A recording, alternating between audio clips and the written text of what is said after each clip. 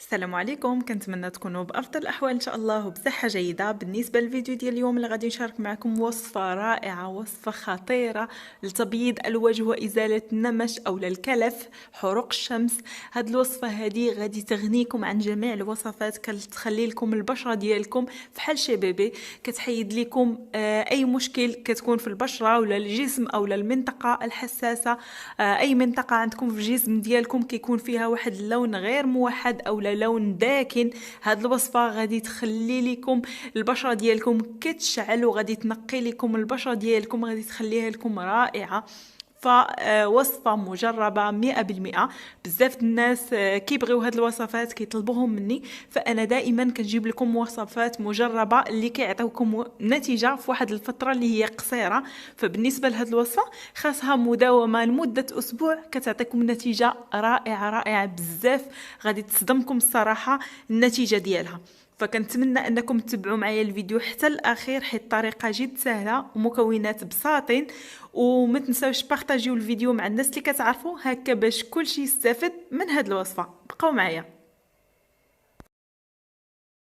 بسم الله على بركة الله. غادي نبداو الوصفه ديال اليوم. كيف ما كتلاحظوا معايا، اول حاجه غادي نحتاج اللي هي صابونه ديال دوف. كيف ما كتلاحظوا فهي غنيه عن التعريف ومتواجده في الاسواق. وغادي نحتاج بضع قطرات من الحامض او الليمون. هنا غادي ناخذ اي ضوف متوفره عندكم، لحقاش كاين انواع وكاين فيها بالنسبه لهذه فهي ديال الحليب. كاين بزاف ديال الانواع في ضوف، اي ضوف متوفره عندكم. هنايا غادي ناخذ واحد زليفه اولا تاخذوا طبيصيل ولا اللي كان. غادي ناخذ حكاكه تكون رقيقه على هذا الشكل هذا. ضروري من الحكاكه تكون رقيقه باش كتسهل علينا عمليه ديال هذه الوصفه اللي غادي نحضر معكم الرائعه. ما تستعملوش حكاكه غليظه. هنا غادي ناخذوا ضوف كيف قلت لكم، ما غاديش نستعملوها كامله، غادي ناخذوا منها واحد الكميه. كيف ما شفتوا ان الا خدينا حكاكه رقيقه فكيكون داكشي رقيق وما كنلقاوش معاه مشكل باش يذوب لينا. فهاد الوصفه كيف ما قلت لكم رائعه بمعنى الكلمه، كتحيد لكم بزاف ديال المشاكل اللي كتكون سواء في البشره او الجسم او المناطق الحساسه. ما نقولش لكم النتيجه ديالها، والنتيجه اللي كنحصلوا عليها فهي هائله. صافي هنايا كيف ما شفتوا انا ما استعملتهاش كامله، استعملت واحد الكميه فقط. فبالنسبه لهذه الكميه اللي غادي ندير معكم فهي صالحه لمده يومين، وانتوما تقدروا ديروا لمده 3 ايام، يعني ما تفوتوهاش حيت الوصفه كتخسر يعني ما كتبقاش صالحه. يعني ديروا غير يومين بيومين. هانتوما غادي تلاحظوا انها طريقه جد سهله وما غاديش تحتاج معكم بزاف ديال الوقت. هنا كيف ما كتشوفوا تقريبا عندي واحد الملعقه كبيره ديال ضوف ملي حكيتها. وبالنسبه للحامض اولا الليمون غادي ناخذ غير واحد القطعه على هذا الشكل، وغادي نعصرها. تقريبا كتكون عندنا واحد الملعقه صغيره من الحامض. نتوما كيف ما كتلاحظوا. وغادي نبدا نخلط. راه ما درتش كميه ديال الحامض بزاف، صافي كنبدا نخلطها. راه هاد الصابون هذا كيذوب ليا بكل سهوله. فبالنسبه للناس اللي غادي يستعملوه الجسم ديالهم كامل يمكن ليهم انهم يضاعفوا الكميه. انا بالنسبه ليا استعملت غير اللي غنستعملوا للبشره ديالنا وصافي. كيف ما قلت لكم لمده يومين. هانتوما بكل سهوله كيذوب ملي كنحكوه حكاكه رقيقه. فقبل ما نكمل الوصفه، اللي عندهم حساسيه من الليمون او الحامض يمكن لهم يعوضوه بالمورد. واخا راه حنايا في فصل الشتاء يعني وكاين البرد، يعني ما تخافوش من هذه الوصفه بالنسبه للبشره ديالكم. فماشي في الصيف اللي غادي يحرق لكم الليمون او الحامض البشره ديالكم. هنايا اللي متاكد ان البشره ديالو حساسه وغادي تضرر ليه او غادي يوقع فيها واحد الاحمرار، فيتفادى الليمون او الحامض، ولا يجرب في واحد المنطقه عاد يدهن الوصفه، ولا يعوضوا بالمورد. فمباشره غادي نضيف هنايا المايزينا اولا النشا. غادي نضيف واحد الكميه من المايزينا اولا النشا اولا زهره الذره. غادي نديرو هنايا واحد الملعقه من المايزينا، ملعقه صغيره. وغادي نخلطوا المكونات على هذا الشكل هذا. كما كنعرفوا ان النشا الذره اولا المايزينا فهي مبيضه، والحامض حتى هو مبيض، ودوف راه معروف عليها انها كتبيض البشره ديالنا الا داومنا عليها وبقينا كنغسلوا بها كل صباح وعشيه، فهي كتخلي لنا واحد الملمس اللي هو رطب ونقي، وكتخلي لنا واحد النضاره في الوجه ديالنا. فاي وصفه ضروري من المداومه باش كتعطينا نتيجه رائعه. هنايا انا مزجت هاد المكونات. اخر حاجه غادي نضيف اللي هو دانون طبيعي اولا دانون مسوس اولا ياغورت طبيعي، غادي نضيف ملعقه. نتوما ضيفوا الكميه اللي بغيتو، اولا تقدروا تضيفوا ملعقه من الحليب. بالنسبه اللي ما متوفرش عندهم دانون يقدروا يضيفوا ملعقه من الحليب. فكيف ما قلت لكم هاد المكونات صالحين لمده يومين. الا درتو كميه كبيره فغادي تضيع عليكم، يعني ما كتبقاش صالحه.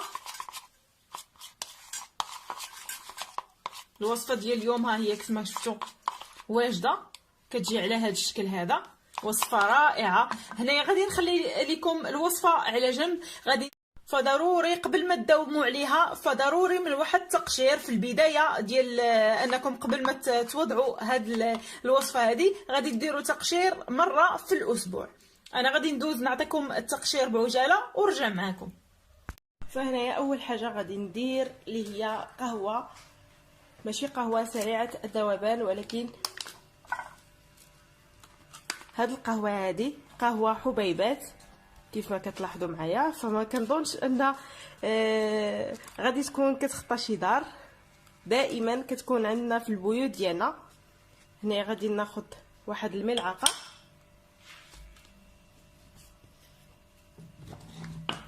وغادي نضيف عليها ملعقه من سكر حبيبات اولا سكر سنيده كما كتشوفوا على هذا الشكل هذا. وغادي نضيف عليها ايضا واحد الملعقه من زيت الزيتون اولا القياس اللي غادي يقدنا باش هكا نقوموا بهذا التقشير. هذا هو التقشير اللي كيكون معتمد عندي، يعني هو اللي كندير بزاف، تقشير غزال رائع كيخلي لنا كيحيد لينا. بالنسبه لهذا التقشير فكنديروه قبل بنهار عاد كنديروا هذه الوصفه. بالنسبه لهذا التطبيق فما بالنسبه لهذا التقشير هذا فما كنديروهش دائما، كنديروه مره في الاسبوع. التقشير كيدار مره في الاسبوع فقط، وكيدار بهذه الطريقه بحركات دائريه. كنحيدوا الخلايا الميته، كنحيدوا الجلد الميت، يعني كنقيو البشره ديالنا جيدا على هذا الشكل هذا. هانتوما كيف ما كتلاحظوا. صافي من بعد كنغسلوه بالماء دافئ، وعاد غادي ندوز نعطيكم الطريقه ديال التطبيق ديال هذه الوصفه هذه. فمن بعد ما غسلت يدي من التقشير كيف ما قلت لكم، فغادي ناخذوا هاد الوصفه هذه اولا هاد المكونات اللي وجدت معكم، وغادي نديروهم على البشره ديالنا على هذا الشكل هذا. فوصفه رائعه كيف قلت لكم كتعطينا نتائج هائله. هنا كنطبقوا الوصفه على هذا الشكل، فواخا فيها الحامض فما كتحرقناش كيف ما قلت لكم. بالنسبه للناس اللي البشره ديالهم ماشي حساسه، بالنسبه للناس اللي البشره ديالهم حساسه فيتفاداو الحامض ويديروا المورد. هانتوما كيف ما كتلاحظوا وصفه رائعه ونتيجتها اروع. كنديروها في اليدين ديالنا، الارجل ديالنا، بالنسبه لاي منطقه داكنه كتكون عندنا في البشره ديالنا في الوجه ديالنا.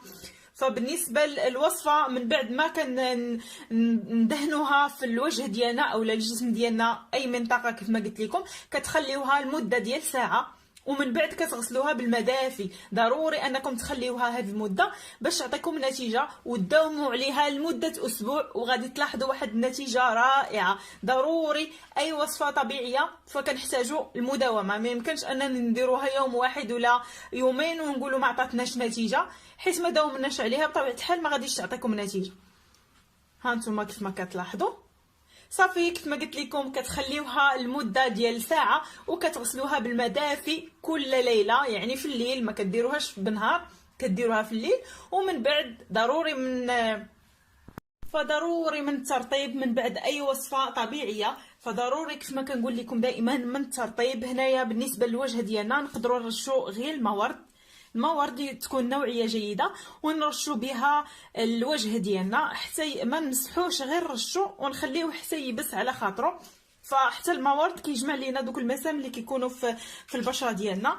بالنسبه للجسم يمكن لينا نديروا اي كريم مرطب، وحتى الوجه ديالنا يمكن لينا نديروا كريم مرطب، ولا كيف قلت لكم الماء ورد، ولا نقدروا نديروا جيل الوي فيرا في الجسم ديالنا وحتى الوجه ديالنا. بالنسبه لليدين ولا القدمين كنصحكم انكم ديروا فازلين تكون نوعيه جيده. بالنسبه كيف ما قلت لكم انا عطيتكم الطريقه ديال التقشير والوصفه ومن بعد الترطيب. كنتمنى ان الفيديو ديال اليوم يعجبكم، ما نكونش طولت عليكم فيه. الى عجبكم الفيديو ما تنساوش بارطاجيوه وتشتركوا في القناه. بالنسبه للناس اللي اول مره غادي يشوفوا القناه ديالي فكنقول لكم ما تنساوش الاشتراك والضغط على زر الجرس هكا باش يوصلكم كل جديد. دابا غادي نقول لكم السلام عليكم حتى الفيديو القادم ان شاء الله، تبقاو على خير.